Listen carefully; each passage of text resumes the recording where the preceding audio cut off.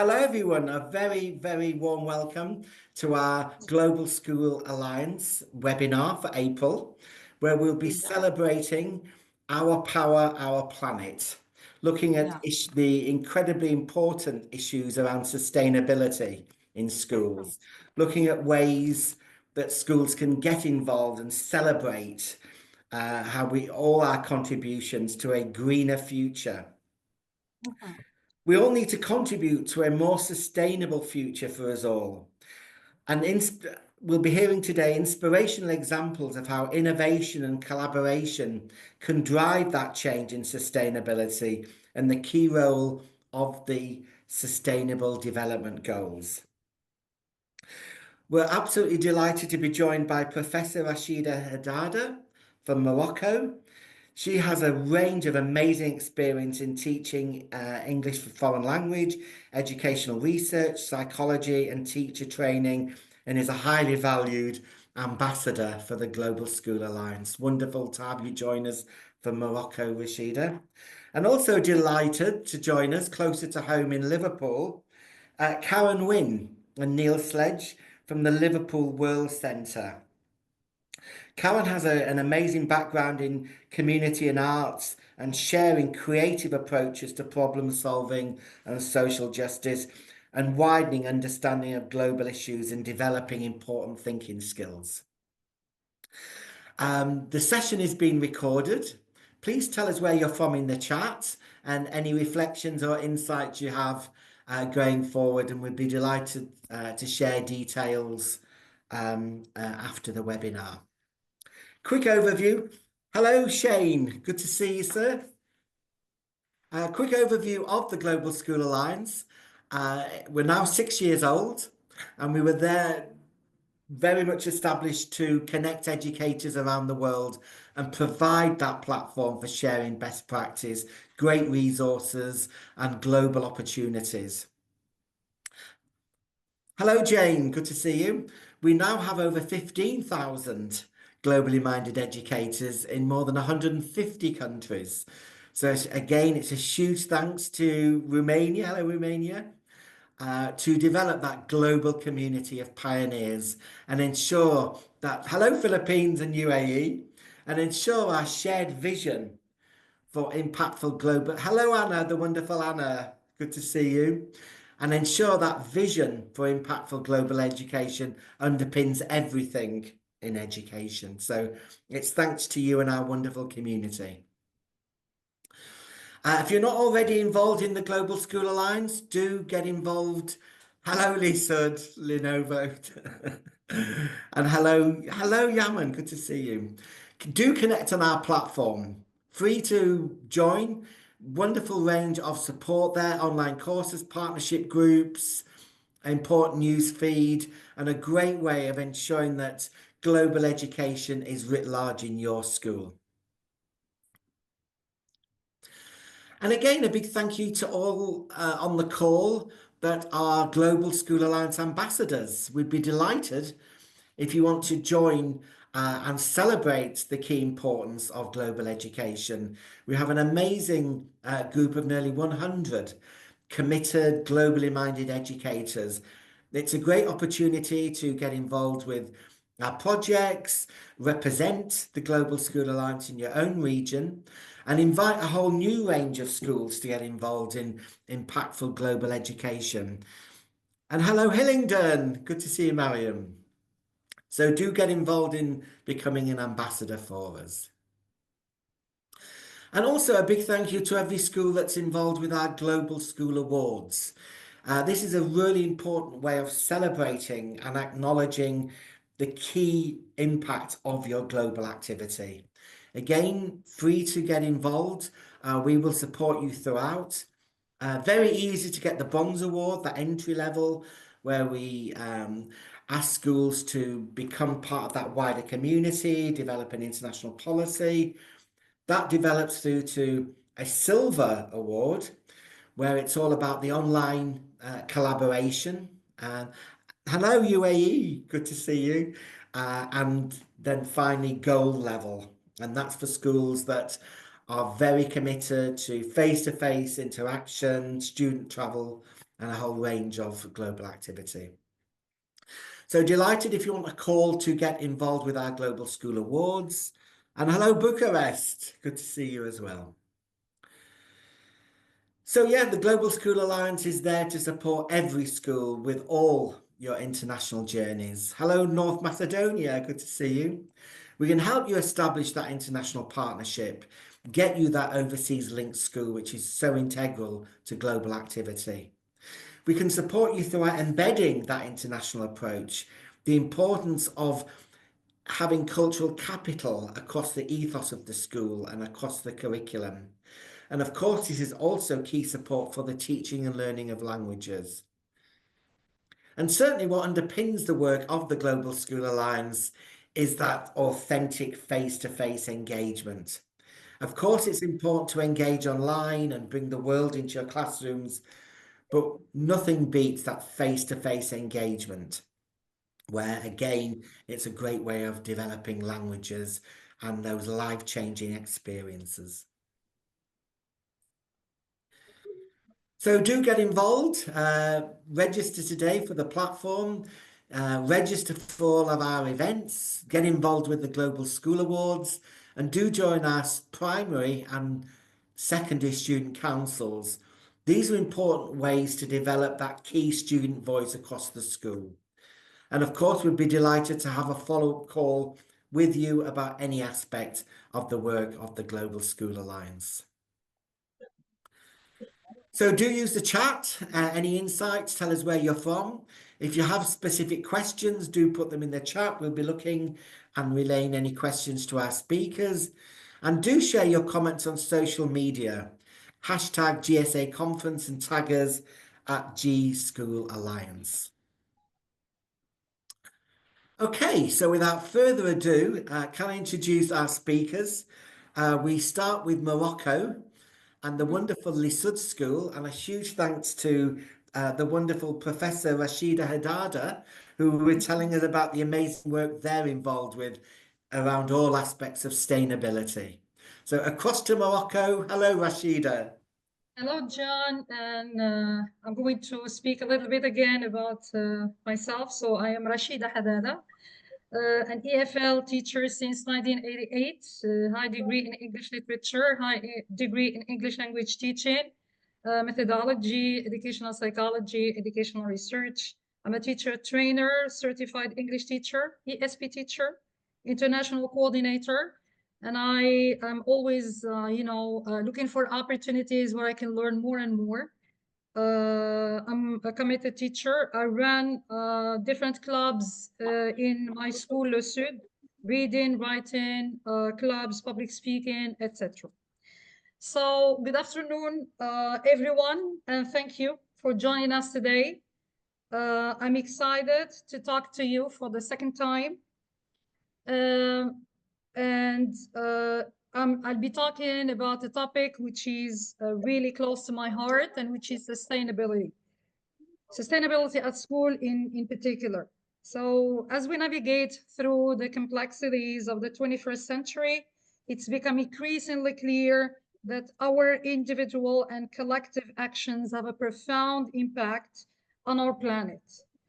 From climate change to conservation, sustainability is not just a buzzword, neither for us, nor for our students. It's a call to action. So over the next 15 minutes, I'll be sharing some insights and practical tips on how our eco studies can work together to create a more sustainable future. So let's get started. One of my students once asked me, ma'am, can individual actions really make a difference in addressing global sustainability challenges? And this actually made me realize that it's not just us as educators who are concerned with sustainable issues.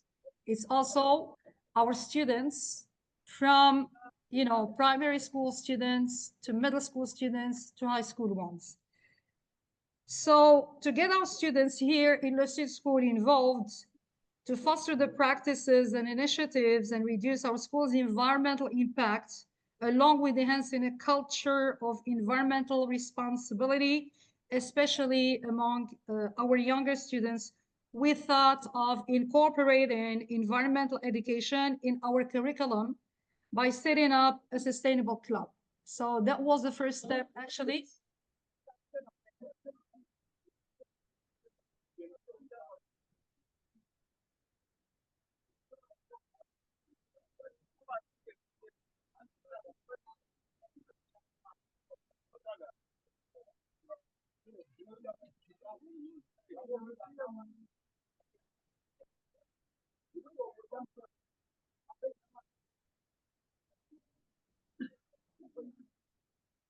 Okay, so you've just watched is an extract. So it's an extract from a video, right? This is the teacher who is in charge of the environment club here at school, and you can see also students participating. So we tried actually to involve like-minded students, teachers, and administrative staff as well, right? It's a it's the work of a team, I must admit. So the students were excited about the idea, and as educators, we were amazed by the creativity of our students. So once a fortnight, high school students get the little ones once involved by sharing the projects they're working on with their teacher.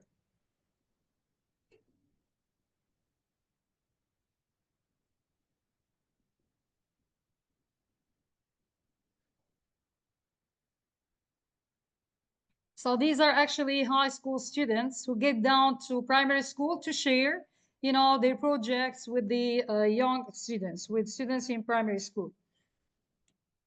Now, to better understand how our eco students are interested in sustainability, let's explore a project entitled Eco Win. I reckon there is no one more qualified actually to speak about it than the eco students themselves. I hope you will enjoy.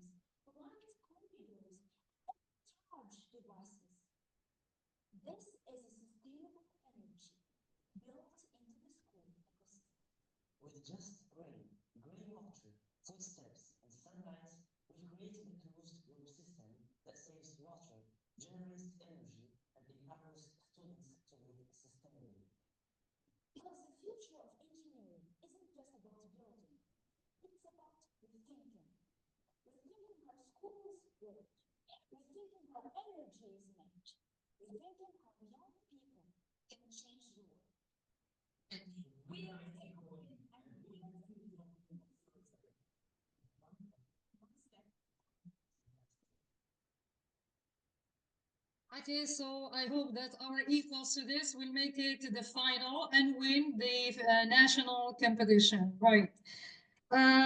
Still within the same theme, I mean, the theme of water, promoting water saving habits is a priority in our school. So as an eco school, we have installed water saving taps for the rationalization of using water. So our country being drought stricken for many successive years, we believe it is urgent to raise awareness to this issue among all the levels of our students. And now we move to waste management. So this actually brings us to another crucial point about sustainability. So first, we sensitize our equals to this, so the importance of a clean environment. Now here, you see the students collecting, trash outside school, right?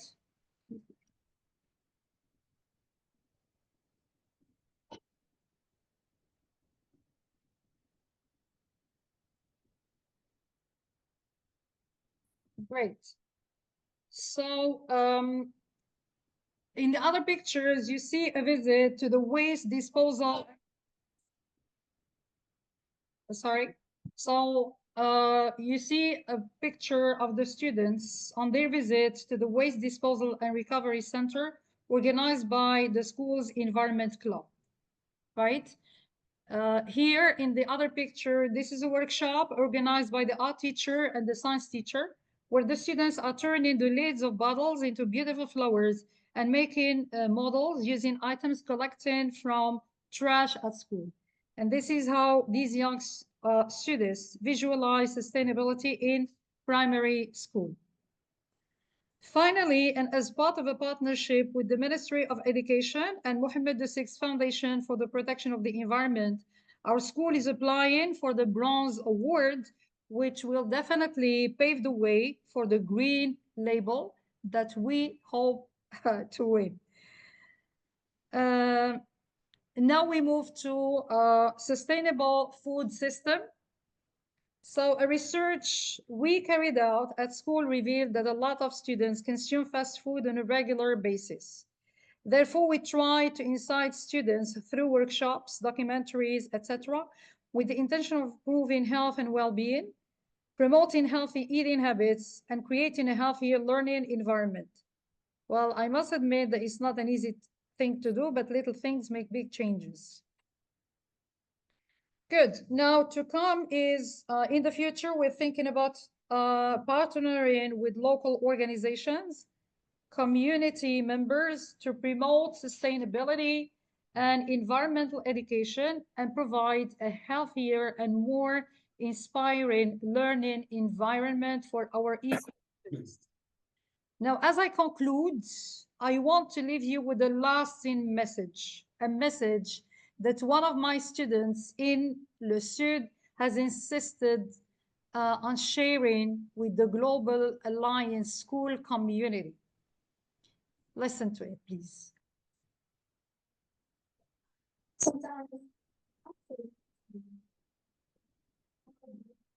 Can you hear? We can't hear it, Rashida. I think it's gone off screen. Okay, so we try to fix.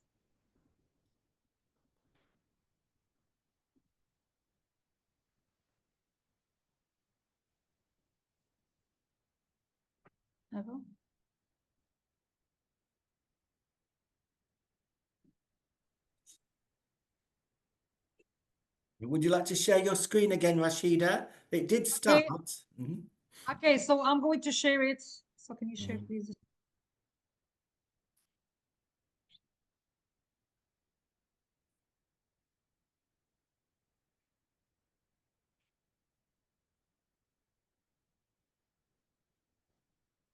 So I'm here again. Can you hear? We can hear you, yes? Okay, so thank you very much. Okay. So can you hear now?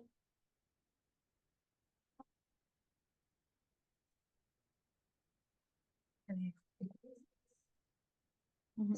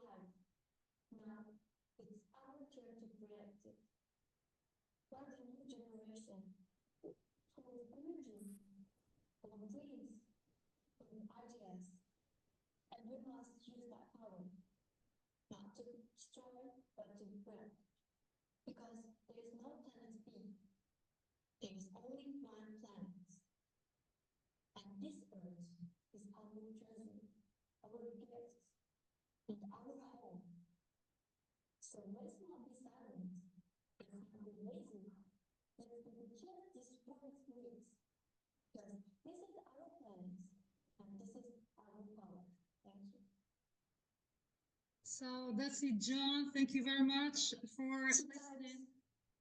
And thank you very much, John, and back to you. Thank you, Rashida. That was wonderful. And how important to end on there is no planet B. Yeah, We're definitely. reminded our power, our planet, our responsibility, our shared responsibility, and some really wonderful, some really inspirational ideas in there. That was fantastic. And now, before we move on, would anybody like to ask a question of Rashida? Please feel free to put your camera on if you'd like to ask a question about any of Rashida's presentation. Okay, no formal questions, but we will be sharing. Definitely.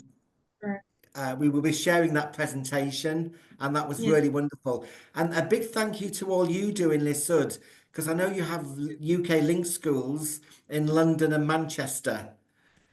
Yes, So we you are. really are sharing that our power, our planet message in the UK as well. Yeah, That was definitely. wonderful. And sorry if there were any technical issues, John. No, that's absolutely fine. We'll be sharing the presentations Definitely, okay. on the website, and we'll also be sharing your details, Rashida, as well. So anyone on the webinar that wishes to get further information about any of Rashida's amazing work at Lissoud in Morocco, delighted you can stay in touch. Thank you. Okay, so thank you. We move across from Morocco now to Liverpool in the northwest of England and to the wonderful work of Liverpool World Centre. We're absolutely delighted to have the inspirational Karen and Neil from Liverpool World Centre join us, where they do some really amazing work across a whole range of sectors and have been instrumental in ensuring that issues around sustainability remain high on the agenda in schools. So without further ado, over to you, Karen. Good to see you. Thanks very much, John. Thank you so much for inviting us. I just want to start by saying, wow, Professor Rashida, what wonderful work your students are doing. And I suppose it's one of the things that we find in our work, the ideas that young people have for new solutions always blow us away. Thank you. Thank you so much. Yeah, it was wonderful to hear about. Without further ado, I will just start sharing. Here we go.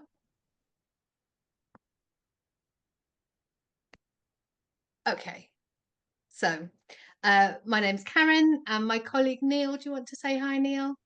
Hello, everybody. It's great to be here. I like Karen. I would like to echo what she said about the school. We've just seen the presentations, incredible work. And children and young people have such a powerful voice. It doesn't fail to hit home. So well done. So, yeah, we're from Liverpool World Centre. We are a small but mighty charity based in the northwest of England in Liverpool. And over the next 10 to 15 minutes or so, Neil and I will try to give you a sense of the type of work that we're doing with schools, with educators, with universities, and also with our wider communities. And hopefully we'll be able to give you a sense of the way we do the work that we do.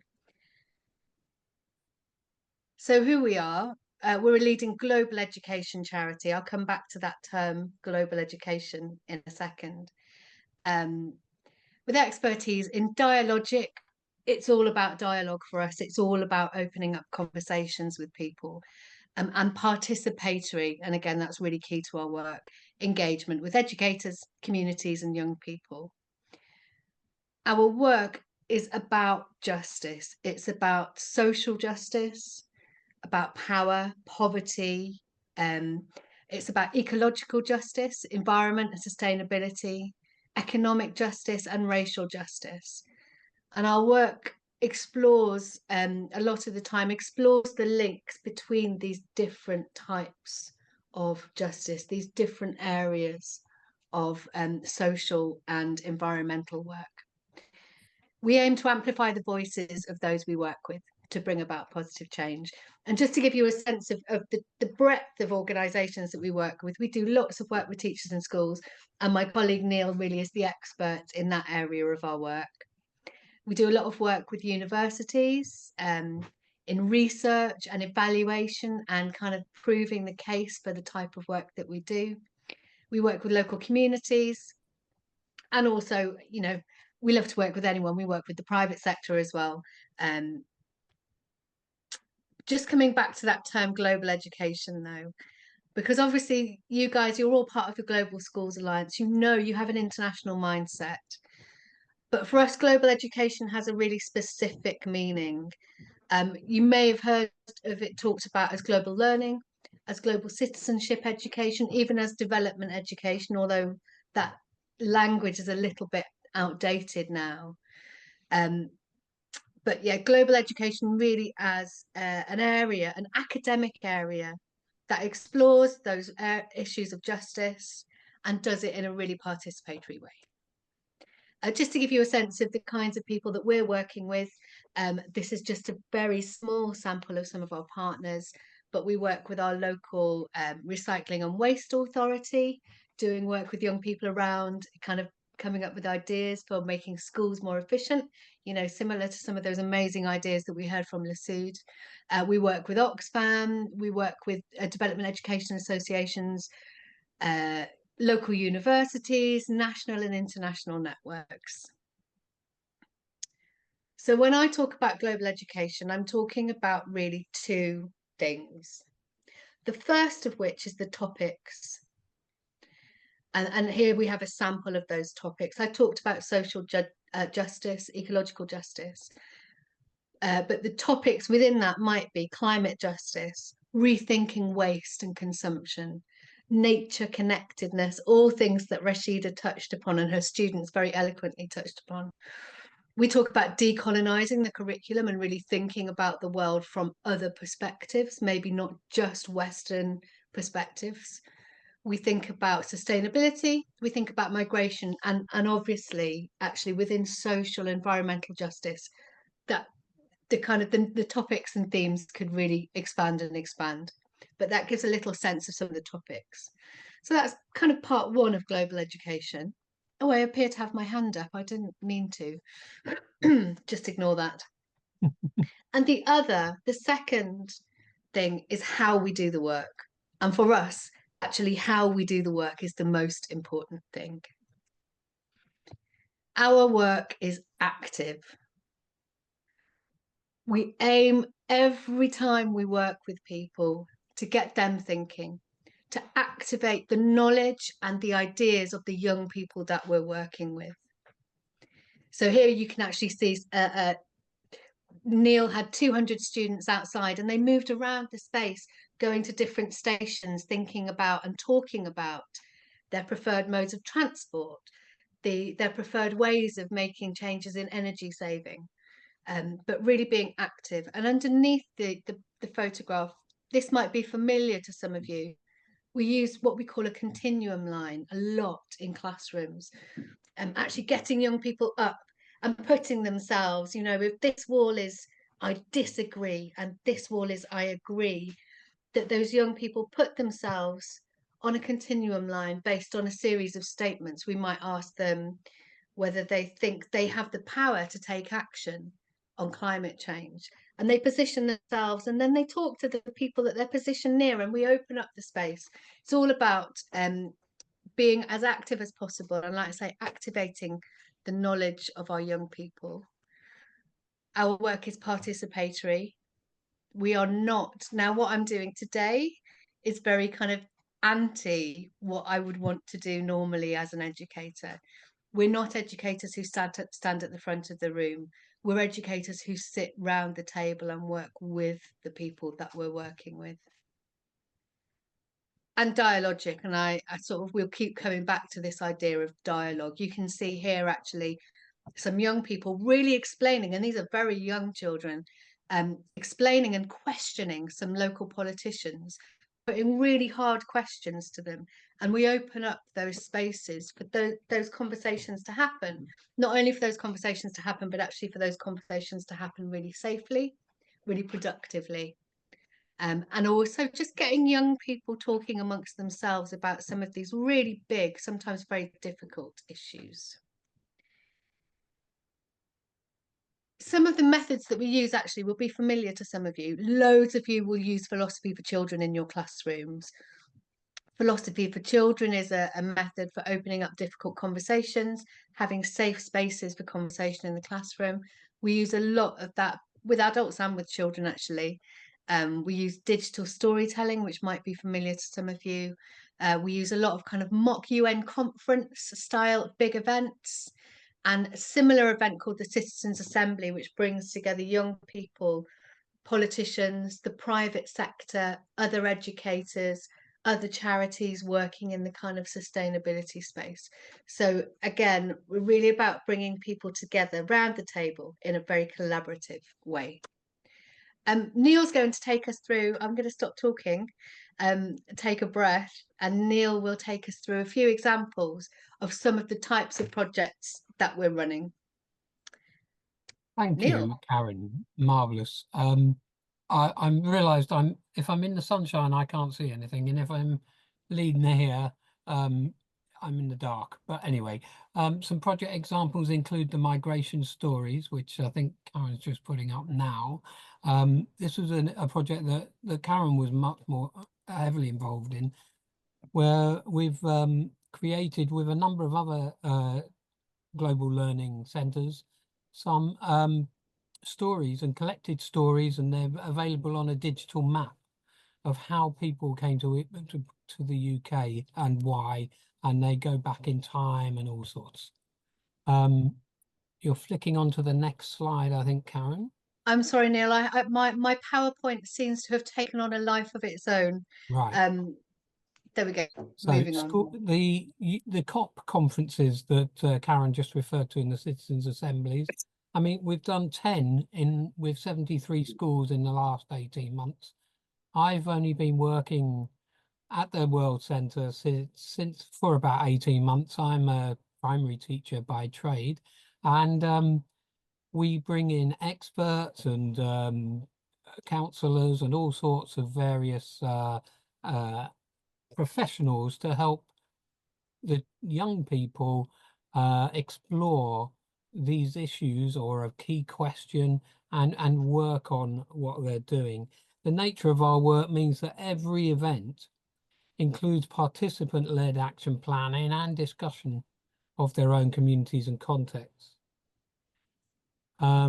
We have deeply embedded reflective practice, participatory evaluation in all we do. So that means that we use baseline evaluations and endline activities with the young people so we can see how much they've gained from the process. We have national networks of educators working in our field, and we have a strong understanding of the challenges and best practice. And all of this sort of work, if you could carry on, Karen, can happen online. We did a lot during COVID online, and we still do some of our, particularly our professional development online. So why are we doing this? Let's have a look. We're developing critical thinking, which is a huge amount of what we do. Getting young people to think about what they're reading, what they're hearing, whether everything is true, and to filter that and to think deeper. The Citizens Assembly model particularly gave us time to work with young people where they could really unpick a problem. So the problem was waste. How are we going to reduce waste? But actually, it's really complicated. So digging deeper and providing activities which allows that is a key part of how we work.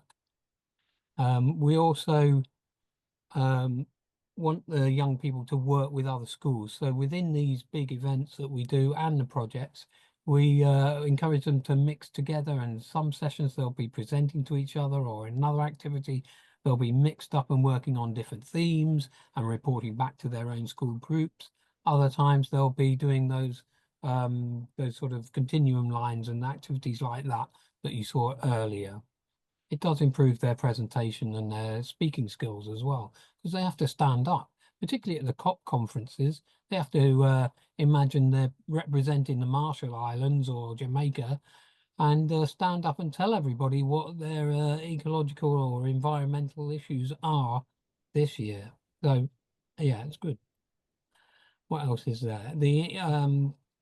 Particularly the Citizens Assembly, we've been able to bring in the politicians like the ones you saw in the photographs, that helps them understand how democracy works and how our government works and how local government works, how the council works, and to start understanding their role within the democratic process. Also, our activities are democratic. So there's lots of voting, there's lots of sorting from on different types of activities that allow them to prioritize, but through discussion. And it's all sort of set in the real world completely. Even the mock COPs are representing a real event. and we're exploring climate challenges and opportunities and trying to dispel or combat the anxiety that some young people exhibit. And actually, I'll just jump in a little bit there. The big thing about allowing spaces for our young people to talk about these issues is that it does reduce their anxiety about these issues, because they're able to air questions. You're giving them a space in which they can not feel stupid about asking questions or about exploring kind of crazy sounding solutions, and they're really working together, and it really does have an impact that we've been able to prove, academically prove with research. It has an impact, a really positive impact on how anxious young people feel about some of the issues we talk about. So these are some great photos of some of our recent events. The School Citizens Assembly project involved a lot of work with the schools before they got to the event, so that they were really well, they had a great understanding, a deep understanding of the issues, and then they were able to do very focused action planning for their schools to take back and put into practice. So it was a 2-term project. And then the 3rd term, they spend putting their action plans into practice in their communities and schools. And you can see all the types of activities going on here. We do things like Diamond Nines and the priority grids. There you are. There's the Diamond Nine. And actually, we wanted to, now, as Neil mentioned earlier, we can actually, a lot of these activities that you can see on the screen, we can do these online. We do very often run big conferences on Zoom. They're really participatory. People are working in breakout rooms. They're working on boards where they can actually be collaborating and writing things together. We do that as much as we do it in the kind of physical, real world space. Yeah, what are But those if we want boards to, called, Karen, that you oh, can sorry, put Neil. post-its? Yeah. We use Padlet. There's a and actually we might share one of our Padlets with you after the event. But yeah, the important thing when we're trying to inspire dialogue with young people is giving them frameworks. You know, you can't throw a question out there and expect them to start talking, and expect them to start talking maybe with people they don't know. So we just wanted to give you a sense of some of those frameworks that we use. Some will be very familiar to you. I suspect that many of you, if I could see you all, I would ask for a show of hands. I want to know if you would like to, if you've got access to your React button and you have used the Diamond 9 in your classroom, please put your hand up and show us whether this is something that is Or a thumb up. really super familiar. Yeah, a thumbs up or a hand up just to indicate whether you know about the Diamond 9. Is this something you're familiar with? Yeah, just one or two. Okay. So for those of you who haven't, we're going to do a little whistle-stop tour really of some of these frameworks for conversation and dialogue that we use. Diamond 9, dead simple. You give 9 categories or 9 things related to a particular topic. You can do this with anything. It doesn't have to be sustainability. The green one you can see is one that we use around waste. And you give young people these 9 categories and you ask them to work together in small groups and prioritize and make a diamond with those 9 things. So at the top of the diamond, you have the thing they think is the most important. And they have to talk together to decide what they think is the most important. And they work through, and you can see as we go down, we get to maybe things on this middle row that are a kind of medium significance. They're important, but they're not the most important. And then right down to the bottom, you're inviting young people to think about, okay, which of these things that we've given you is the least impactful? Now, every group of young people will come up with different Diamond 9s, given the same 9 things. But the point is that they're starting to really talk about and unpick, is it better to recycle or to repair? What's the impact that we're having in here? Oh, refuse. Or maybe we have to refuse. We have to stop consuming so much. So there are lots of smaller conversations that come out of these things. And you can just see on the right there one example of a diamond 9 that some young people themselves have put together. Another framework. Do you want to talk to this one, Yeah, Neil? this was relatively new one that we've introduced recently. They would have had some activities to come up with ideas, some solutions to a problem. It could be anything. It's been recently with us, it's been ecological problems. And they have to then decide where to put them on this grid in agreement with their group. So they might decide that one of the solutions they've got actually will take a lot of effort. So it goes over towards the left there, high effort. But how much impact will it have actually? Oh, a low impact, so it goes in the bottom left. Oh, it might have quite a lot of impact, goes higher up, and so on. So however much impact and effort it might take to undertake that particular solution or idea or activity is where you put it on the grid. And the thing is, they should be looking to then work a plan out, depending on the ones which have the most impact and the least effort. The easiest to achieve with the most impact. And so there's always a few in the top right, which are the best ones to pick. And it's important to say that these grid lines and the X and Y axis could be anything. It could be low cost and high cost. Yeah. It doesn't have to be impact and effort. You can put different criteria against these depending on actually what your important criteria in your school are. I won't go into much detail on this one. This is another dialogue framework. It's called the Compass Rose. And actually, I'll just show you the example. We were talking about waste recently, and we really want the young people not just to say we need to recycle more. We need those young people to think about, okay, if we want to recycle more, who do we need to talk to get us the recycling bins? What are the resources that we need maybe to get those things in place? What are the economic factors, the money that we need to spend? Who makes the decisions? What's the impact on the natural world around us? So it's just one more example of a framework. Another one we've used very successfully recently, and I'm sort of speeding up, John, because I'm aware that we're possibly running out of time. No, brilliant. A Venn diagram, very familiar diagram, but actually there's the 3 C's: campus, your school, and Rashida showed us some very great ideas about what young people can dream about for their school campuses. The curriculum, which is what the young people are learning, and then the community, the people in their school community, and perhaps wider.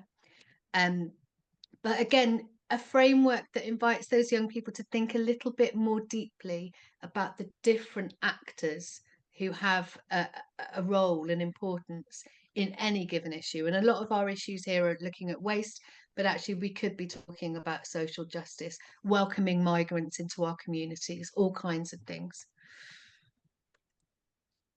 And we want young people to go back to school with something really concrete to take. We often say to them, head teachers probably hate us, because we say to our children, go back and put this on the desk of your senior leadership team, but we make sure that they have some ideas that they really can carry out, and they can really have an impact on what happens within their schools. Just a sense, we get some great feedback from teachers. We love working with teachers as well. We do deliver training for teachers around, we have a course we developed on behalf of Oxfam called Teach Climate Justice. We run the Global Teachers Award with other colleagues across the UK. We'd love to talk to any and all of you about all of these things. I'd love to run some of these activities with some of you sometime. Sorry, Neil, I've slightly taken over, but I'm aware we're running out of time. There are our details. That's We'd us. love to hear Get in from touch. you. Do get in touch. And John, can I just say thank you? How Yeah. very magical to be talking to your colleagues from around the world, literally all the continents of the world, from my room here in Toxteth in Liverpool. And what a lovely opportunity. Thank you so much for inviting us. It really is a pleasure to see everybody. Yes, thank you. No, thank you, Karen. Thank you, Neil. That was fantastic. And I'm so pleased you called it magic, Karen. All of us at the Global School Alliance, we always say, global educators, you are the most important people in the world. So again, it was fantastic to have the magic from Morocco, the magic from Toxteth, and Liverpool World Centre. That was wonderful. That was really interesting. Love the ideas of campus curriculum community, to break it down, give young people those incredibly important frameworks for dialogue. So important, Karen, and certainly issues around eco-anxiety. It was important that you mentioned that as well, giving young people the safe space, the opportunity to be proactive, and that was really wonderful. Okay, we were delighted that it was Earth Day on Tuesday, and we were very delighted to celebrate an important conference at the wonderful Monksdown Primary School, a great primary school we work with locally in Liverpool. Unfortunately, our speaker, Anne-Marie Ferrigan, has been called away on a family emergency, but we hope the wonderful head teacher of the school, Jackie Price, is being able to join us on the call. If you're with us, Jackie, a huge thank you from us all at the Global School Alliance for the truly inspirational school you manage there, and the fantastic learning, the fantastic teaching you bring every day into the school. We were very privileged to have a short conversation filmed with Anne-Marie and the content creator of Earth Day, Design for SDGs, the wonderful Ivo Hannon. And we've got a very short video we'd be delighted to play for you to highlight the impact of Earth Day at this wonderful school.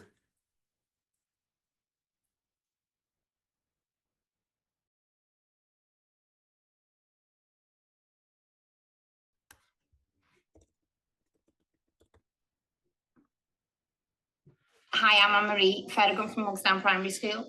It's been an absolute pleasure to have everyone here today and for the children to be part of World Earth Day.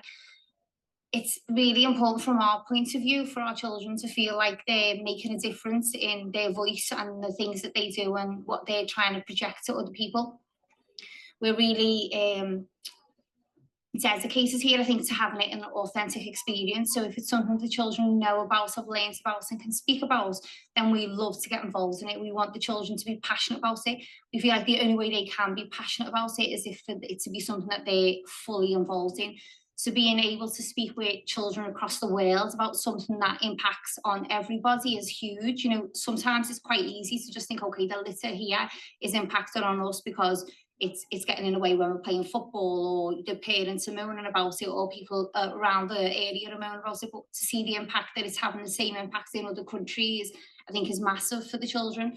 For them to be able to as well see that, okay, while we're asking them to make a difference, it's not just they're making a difference, someone else is asking a child in India to make a difference, and someone's asking a child in America to make a difference. And for them to be able to be part of 52 schools across the world coming together for one cause, I think makes it feel real to them and makes them understand and believe that actually that little bit that they're doing here, or seems small here, actually is making a huge difference, because everybody's doing that little bit, and that little bit is making a massive impact on the world. Our children are really strong about being good citizens. So Global School Alliance, SDGs, the change makers sounds amazing for anything to do with making them aware, not just of the citizenship here in their city, the citizenship here in their community, but the citizenship and their expectations of them being good citizens across the world is huge. And being able to work with Global School Alliance, change makers, yourself, and SDGs is just brilliant for them to be able to see that, and to be able to see the impact they have, and I think is huge. Hi, I'm Anne-Marie. So my name is Ivo Hanan. I'm the founder of Innovation X, which is a big thinking company, and our sustainability and climate action arm is called Design for SDGs. As an ex-teacher, it was really important for me to make sure that whenever we create projects that connect to schools, the students are at the centre of those projects. And one of the many things that we do at Design for SDGs is to try and create global connections with activities and engagements. Our second annual global conference around Earth Day was hosted today at Monkstown Primary School, and it was an absolutely fantastic experience. The students from the eco team across years were really confident and really showcased their knowledge and ability to be able to carry through some of the things they do day to day to inspire kids from over 52 nations, almost 15,000 students that joined us throughout the day, and then to have an opportunity for students from across the world, all the way from, we had students in Uganda, we had students in Azerbaijan, we had students joining us from the Philippines, all the way over to the US, all jumping in and sharing ideas and sharing their thoughts, sharing visual presentations. And this is really what it's all about when it comes to environmental conservation, the UN Sustainable Development Goals, climate action. It's all about developing an environment where our children can thrive, and then their children can thrive for a better tomorrow. And some of the work that I see happening at Monkstown Primary, together with some of the other schools that we work with, are just a testament of the great things that happen in the education space. And together with partnerships such as the Global School Alliance and earthday.org, who we also partnered with for this event, we're hoping to push further boundaries next year and to connect with more schools, showcase more student voice, and push those critical skills so students are ready to contribute to this environment that's going to hope for a better future. Wow, fantastic. It was a wonderful day at Monkstown Primary School. Thank you, Anne-Marie. Thank you, Ivo. Thank you to Mrs. Price and everyone at that wonderful school. We talk about our power, our planet, and this underpins all of us involved in global education, why it's so important now more than ever to give young people the skills, knowledge, and experience to be truly globally aware, globally inquiring, globally responsible young people. Our time is now up. It's 5 o'clock here in the UK. Would anybody like to say anything? Come on, Cameron. Any closing comments? Please feel free. Come on camera and put your mics on, and if you want to say anything, because we found it truly inspiring. We are privileged to have colleagues at Liverpool World Centre and Monkstown Primary and wonderful schools such as Lisud, all sharing that commitment to fantastic global education. You are the most important people in the world. The session will be recorded. You can download a certificate of participation after the event. And our next webinar is on the 22nd of May. So if you would like to get involved in that, the broad topic is around well-being in schools. So we'd be delighted to have schools contribute to that. So without further ado, can I just say a huge thank you to the wonderful Rashida Haddada. Really brilliant to work with you, Rashida. Always Thank you brilliant so to work much, with John. Karen and to Neil at the wonderful Liverpool World Centre. Thank you, John. Catch up again soon. And thank you to Monkstown Primary School. But most of all, thank you, our wonderful Global School Alliance community of educators. Yeah, Day after sure. day, you're bringing the world into your classrooms to ensure that young people are at the very heart of the great conversation of humankind.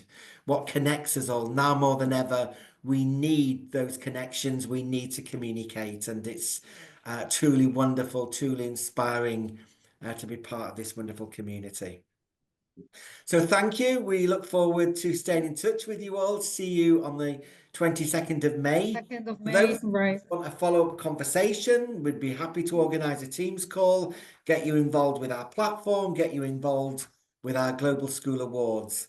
But thank you so much. Our best wishes to you, to all your schools, to all your wonderful community.